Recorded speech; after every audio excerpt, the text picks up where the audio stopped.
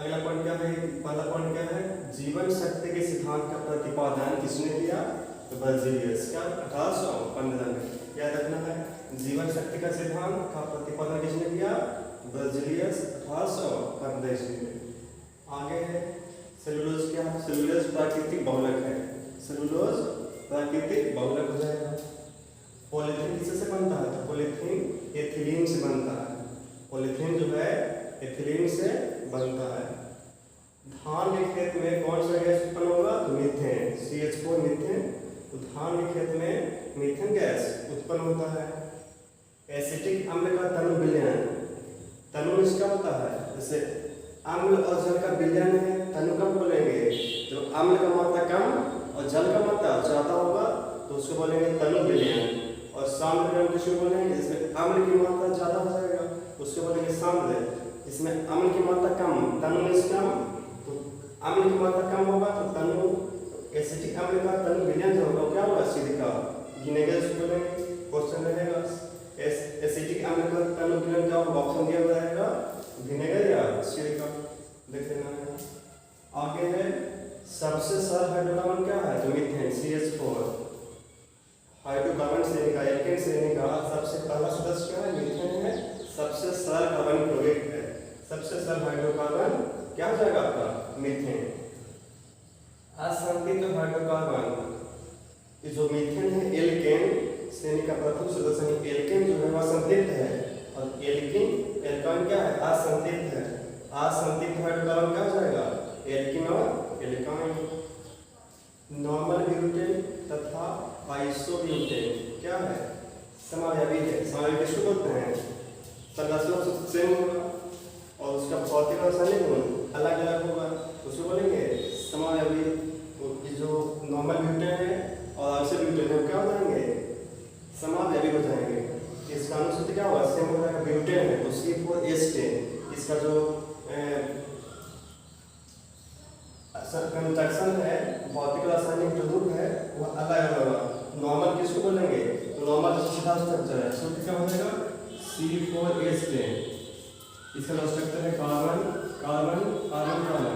इस रूप में रहेगा, इसको बोलेंगे नॉर्मल। इसका नाम क्या हो जाएगा? नॉर्मल। और यही इसका रूप चेंज हो जाएगा। कार्बन 1 2 3 4 है तो कार्बन 4 रहेगा, लेकिन इसका रूप कैसे हो जाएगा? इसको बोलेंगे आइसो। प्लस का साइन हो जाएगा, ऊपर दिख रहा था तो उसको बोलते हैं नियो।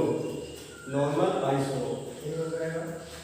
नॉर्मल ब्यूटेन और आइसोब्यूटेन क्या होता है? एक दूसरे के समावयवी हैं। इनका सूत्र सेम है लेकिन जो गुण है वह अलग अलग है। अगला पॉइंट है एल्कोहल का कार्बोक्सिलिक अम्ल के साथ किया जब होगा तो उसको बोलेंगे एस्टिकरण। अल्कोहल का कार्बोक्सिलिक अम्ल के साथ क्रिया होगा तो क्या बनेगा? एस्टिकरण होगा, उसको एस्टिकरण बोलेंगे। इथीन के हाइड्रोकार्बन से प्राप्त क्या होता है? एथेन। इथीन में हाइड्रोजन कम है, हाइड्रोजन ऐड कर देंगे तो क्या प्राप्त हो जाएगा? एथेन। इथीन है मतलब 2 कार्बन, C2 एल्केन एल्कीन, उसी प्रकार एथेन CnH2 होगा। n के मान यहाँ 2 रखेंगे। यहाँ एथेन है तो +2 वाला एल्केन वाला, इसमें हाइड्रोजन बच जाएगा। यही है कि इथेन के हाइड्रोजन क्या है? हाइड्रोजन के बाद हाइड्रोजन का ऐड करना है, हाइड्रोजन जुटेगा तो क्या हो जाएगा? एथेन हो जाएगा। अगला पॉइंट देखिए, एक तत्व के अलग अलग रूप जो है, विभिन्न रूप है, उसी बोलेंगे अपरूप। जैसे कार्बन क्या है? एक धातु है, कार्बन का कोई हीरा हो जाएगा, ग्रेफाइट हो जाएगा, चारकोल है, कोक है, इससे कार्बन का ही रूप है।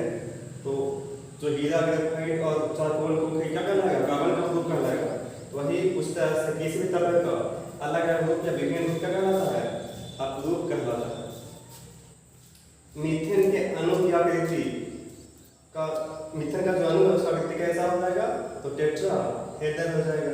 CH4 की आकृति टेट्राहेड्रल है। एथेनॉल का एथिनोइक अम्ल में परिवर्तन क्या कहलाएगा? ऑक्सीकरण अभिक्रिया। एथेनॉल का एथिनोइक अम्ल में परिवर्तन ऑक्सीकरण अभिक्रिया हो जाएगा। एथेनॉल और अल्कोहल का संतुलन क्या होता है? OH और ये अम्ल है C+OH। तो इन दोनों का एथेनॉल का परिवर्तन क्या हो जाएगा? ऑक्सीकरण अभिक्रिया। मीथेन एक ईंधन है। मीथेन क्या है? ज्वलनशील पदार्थ है। इथेन है, यह CNG का मुख्य अवयवी है। CNG का प्राकृतिक गैस कंप्रेस्ड नेचुरल गैस, संपीड़ित प्राकृतिक गैस हो जाएगा। इसका मुख्य घटक क्या है? तो मीथेन है। मीथेन क्या है? तो एल्केन श्रेणी का प्रथम सदस्य है। जो एल्केन श्रेणी है CnH2n + 2, इनके मान रखेंगे तो मीथेन होगा। मीथेन में एक कार्बन, तो एल्केन श्रेणी का प्रथम सदस्य क्या हो जाएगा? तो मीथेन हो जाएगा। मीथेन ईंधन है, CNG का मुख्य अवयवी है। मीथेन को फायर डैम भी कहा जाता है। इसके कारण खान जो है खदान है उसमें हवा मिल जाता है और मीथेन मिल जाता है, तो क्या हो जाता है? धमाका हो जाता है, आग लग जाता है। मीथेन क्या है? इसको फायर डैम भी कहा जाता है। मीथेन एक ग्रीन हाउस गैस भी है। क्या है? हरितगृह गैस भी है मीथेन। CFC एक हरितगृह कार्बनिक यौगिक है जो ओजोन क्षरण के लिए जिम्मेदार है। मेन रूप से क्या कौन सा गैस जिम्मेदार है? तो CFC क्लोरोफ्लोरोकार्बन। इसके बाद है mustard gas. Mustard gas sulphur का एक फैमिली है। तो मस्टर्ड गैस अत्यंत जहरीला गैस है। इसका प्रयोग प्रथम विश्व युद्ध में किया गया था। प्रथम विश्व युद्ध हुआ था 1914 से 1918। इसमें इस गैस का प्रयोग किया गया था, मस्टर्ड गैस का प्रयोग। आगे है क्लोरोफॉर्म। क्लोरोफॉर्म प्रकाश में उपस्थिति में अगर इसको छोड़ देते हैं क्लोरोफॉर्म को, तो फॉस्जिन गैस बना लेगा। और बहुत जहरीला गैस है फॉस्जिन। क्लोरोफॉर्म प्रकाश की उपस्थिति में कौन सा गैस बनाता है? तो फॉस्जिन PH3। आगे देखिए, विद्युत के कारण जो आग लगता है उसको बुझाने के लिए किसका इस्तेमाल करते हैं? तो CCl4 carbon tetrachloride. CCl4 answer हो जाएगा। तो विद्युत के कारण लगी आग को बुझाने के लिए CCl4 बहुत साल लगता है, तो उसको बुझाने के लिए भी अलग अलग साधन है। प्राथमिक ईंधन में आग लग गया, जैसे लकड़ी है और कोई जो भी है प्राथमिक वस्तु उसमें आग लग गया, तो उसके लिए क्या करते हैं? पानी का इस्तेमाल करते हैं, उसको टेम्परेचर कम कर देते हैं। और अब देखे होंगे पेट्रोल पंप वगैरह तो हम मालूम रखा हुआ था, तो अलग अलग जगह से आग लगता है, अलग अलग कारण से उसको बुझाने के लिए भी अलग अलग तरह के हम लोग साधन का प्रयोग करते हैं। आगे है मिथाइल आइसोसाइनेट। एक क्या है? विषैला गैस है।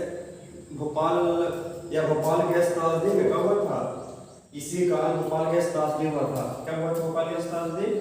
1984 में भोपाल में क्या हुआ था? गैस लीक हो गया था। तो कौन सा गैस था? Methyl isocyanate. यह एक विषैला गैस है। भोपाल त्रासदी का क्या कारण था? Methyl isocyanate gas. सामान्यतः जो है एथेनॉल को एल्कोहल कहा जाता है। सामान्यतः एथेनॉल को क्या कहते हैं? एल्कोहल कहते हैं, शराब कहते हैं। RDX सूत्र क्या होता है? C3H6N6O6 का अन्य नाम क्या हो जाएगा? RDX का दूसरा नाम है T4 साइक्लोनाइट या हेक्सोजेन। या RDX का नाम है। फॉर्मिक अम्ल का रासायनिक सूत्र क्या होता है? मेथेनोइक अम्ल। फॉर्मिक अम्ल का जो रासायनिक नाम क्या हो जाएगा? मेथेनोइक अम्ल। इसका सूत्र क्या हो जाएगा? HCOOH। मीथेन है तो एक कार्बन ओइक अम्ल, तो कार्बोक्सिलिक अम्ल का जब एसिड समूह होता है वो COOH होता है। कार्बन एक है, यहीं से बॉन्डिंग होता है इसमें, तो फॉर्मिक अम्ल हो जाएगा एसिटिक अम्ल CH3COOH। मेथेनोइक अम्ल HCOOH होगा, तो फॉर्मिक अम्ल का जो रासायनिक नाम है क्या हो जाएगा? मेथेनोइक अम्ल। चींटी, गदान, बिच्छू इस सब में क्या पाया जाता है? फॉर्मिक अम्ल। एस्पिरिन क्या है? तो दर्द निवारक औषधि है। एस्पिरिन क्या है? एक दर्द निवारक औषधि है। इसका इस्तेमाल करते हैं दर्द निवारक में। बेंजीन एरोमेटिक हाइड्रोकार्बन की श्रेणी का प्रथम सदस्य है। जो बेंजीन है एरोमेटिक हाइड्रोकार्बन का प्रथम सदस्य है। सिर्फ रहेगा हाइड्रोकार्बन श्रेणी का प्रथम सदस्य तो मीथेन होगा, लेकिन एरोमेटिक हाइड्रोकार्बन का प्रथम सदस्य कौन है? तो बेंजीन है। बेंजीन के सदस्य परमाणु उसी को बोलते हैं एरोमेटिक। तो बेंजीन एरोमेटिक हाइड्रोकार्बन श्रेणी का प्रथम सदस्य हो जाएगा बेंजीन। पॉलीथीन क्या है? तो एथीन का बहुलक है। बुलेट प्रूफ कांच बनाने में पॉलीकार्बोनेट का प्रयोग किया जाता है। बुलेट प्रूफ कांच बनाने में पॉलीकार्बोनेट का प्रयोग किया जाता है।